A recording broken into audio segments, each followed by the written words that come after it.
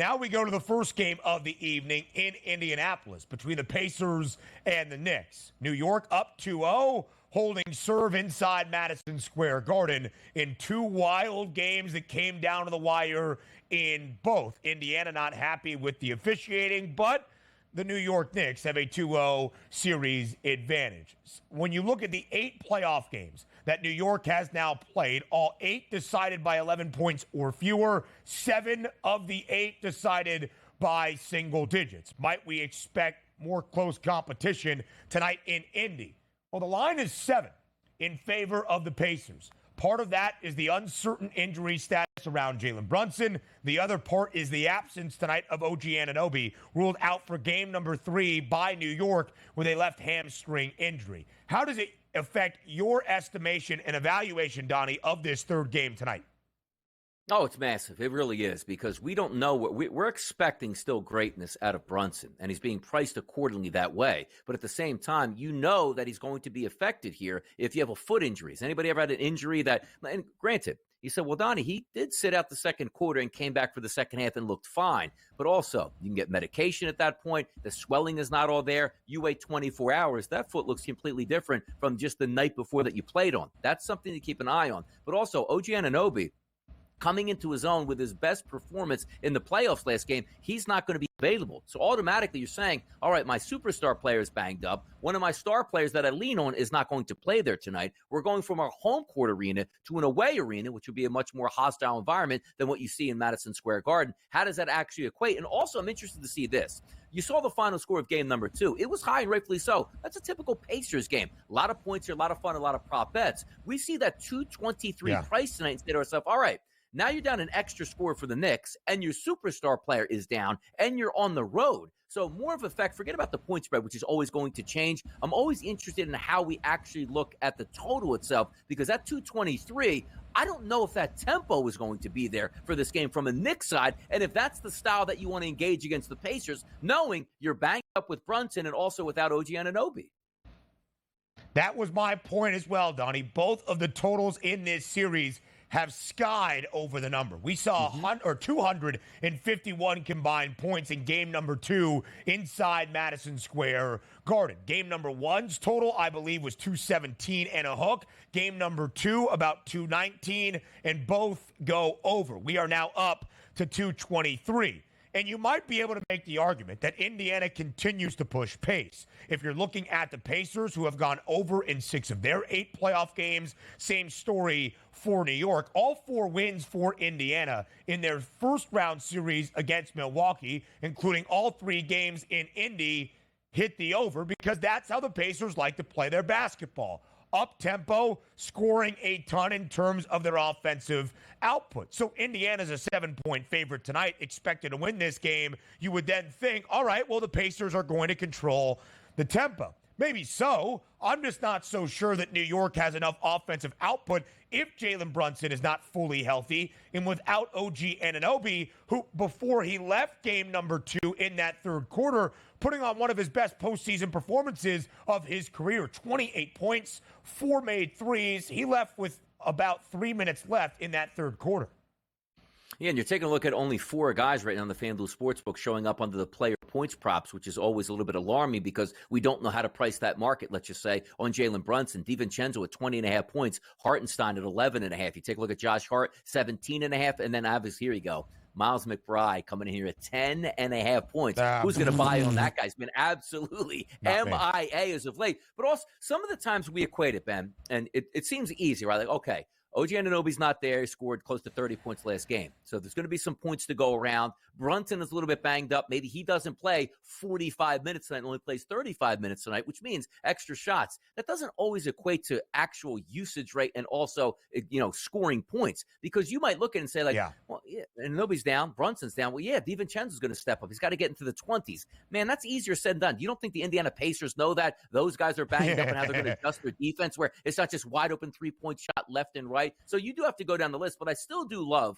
Hartenstein, because last game we talked about that same price point, 11.5. He went over it. He's not going to get a lot of usage rate, but usage rate when we're talking about shooting the baskets. But he will be out there for just about 40 to 45 minutes tonight because they don't have anybody else. So just by default, cleaning up some rebounds, getting some layups, getting fouled, and getting to the free throw line. That's the guy that sticks out to me, because whether or not Brunson is injured in Anunoby, it doesn't affect Hartenstein's offensive game plan. They're not drawing up plays for Hartenstein in big moments to shoot. Yeah. But theoretically, you would do that for DiVincenzo and Hart. But now, again, the Pacers know that as well and will combat that. So maybe Hartenstein, again, to go over his points prop like it did last game, will do that again tonight.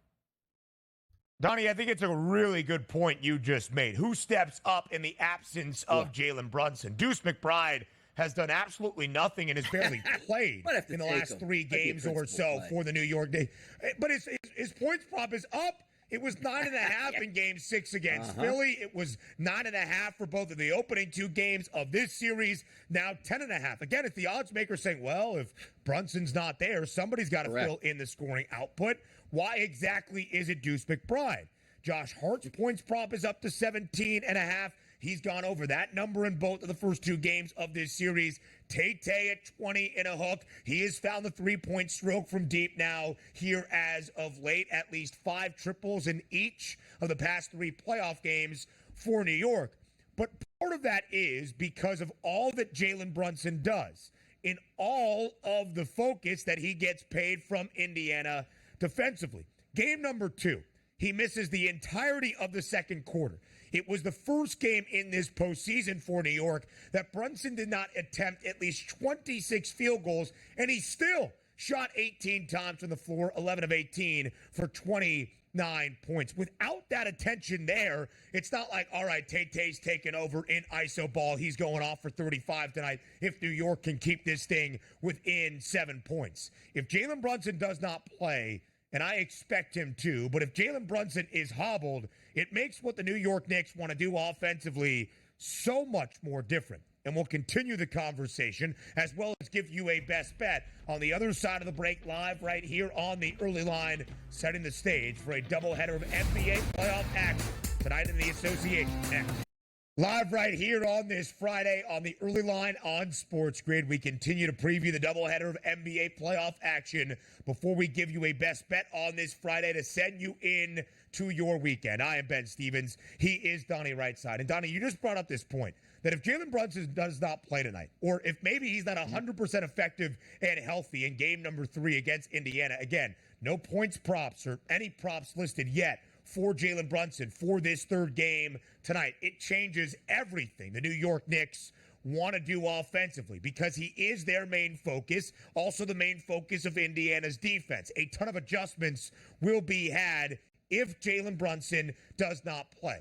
So let me ask you this, DRS. If Brunson is ruled out for game number 3 tonight, what does the spread look like in favor of Indiana? I mean, to be honest, it's got to be at least double digits. So we're looking at 7 now. It's got to be at least 10 because that almost signifies that it's one thing to have like a best player out, which is never a good thing. But I don't know if we've seen like the Knicks with Brunson out because he's basically playing every minute of every game and being the dominant player. Sure. Like who could actually step up in that moment? Nobody's going to retake Brunson, but then you're down Anunoby. That feels like it could be like a 25-point victory for Indianapolis because who is actually going to be available for the Knicks? That is something to keep an eye on because I do think they win by 7 tonight with Brunson in or out. Brunson out. It's almost like you're waving the white flag tonight. 100%. Listen, the Knicks are shorthanded in this postseason. Well before. No Julius Randle. Mitchell Robinson out the remainder of this playoff run. OG Anunoby is ruled out tonight. Status in question for games 4 and 5 and maybe beyond if we get to that point. But as Dr. Donnie has told you, hamstring injuries are not easy to return from.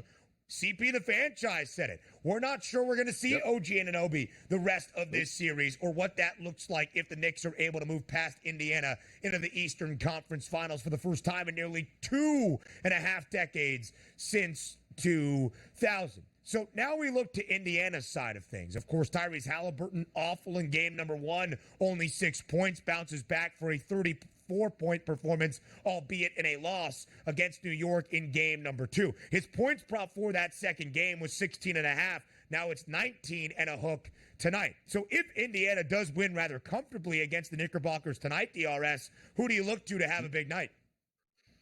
I mean, I do think the one thing I will preface this by saying this. I love the hot hand, right? Yeah. I love a guy that's going to make, hey, I just made 7 3-point shots the night before. We know how professional athletes work. He doesn't say like, okay, I made 7 the other night. I don't really feel like shooting them tonight. I'll save it from the next game. No, they probably shoot 14 3-point shots the next night. So I look at Tyrese Halliburton and that 19.5 at a plus 100 price here and say to myself, that's the guy I look forward to, because aren't we asking for him to step up his offensive game? He did that in game number 2. Now they're coming home for game number 3. I look for the same thing, that regular season pre-injury Tyrese Halliburton we're trying to get back to. That's my guy I focus on. But if you say, okay, Donnie, give me one more player, it's easier. It's Pascal Siakam, 21.5 points. That's one of those guys, Ben, I can easily see at the break tonight, 15 points in his home environment and then rolling there. So those are the 2 guys I look for. And no surprise, they're 2 superstars. But if we want to go to a B-role player, you scroll all the way down and say to yourself, TJ McConnell, 10.5 points. He's get 10 or more points over the past 3 games, but playing a minimum, Ben, 22, 23, 24 minutes. And as we know, if they're up late in this game, McConnell's going to close this game out. Not a big 3-point shooter, but 10.5 points. I think he gets the double digits tonight.